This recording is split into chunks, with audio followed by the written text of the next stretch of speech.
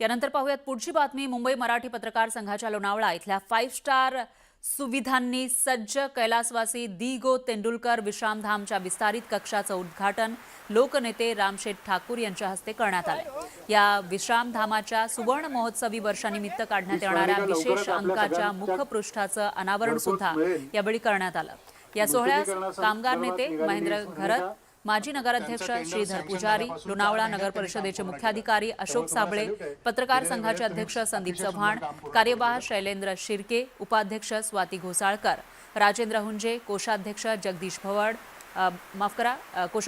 जगदीश भुवड, विश्वस्त राही भिडे, अजय वैद्य आणि इतर मान्यवर उपस्थित होते।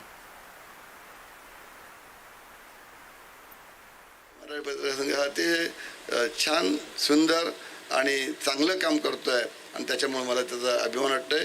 हे चांगलं काम, अतिशय छान सुंदर काम झालंय। म्हणजे मला जरी यांनी दिलं असतं तरी इतकं चांगलं झालं नसतं। इतकं चांगलं काम आज इथं हे झालेलं आहे। इथे येणाऱ्या माणसाला अतिशय आराम मिळणार आहे। सुखसोयी त्या बिल्डिंग बनल्या, सर्वच गोष्टी तिथं आहेत। कोच आहेत, एसी आहेत, TV आहेत, टॉयलेट बाथरूम सर्व व्यवस्थित आहेत। म्हणजे काही कमी नाही आणि त्याच्यामुळं नक्कीच हे छान सुंदर असं झालेलं गेस्ट हाऊस जे आहे रिन्यू झालेलं, तर ह्याचा शेकडो नव्हे तर हजारो लोक वर्षभरात उपयोग करतील।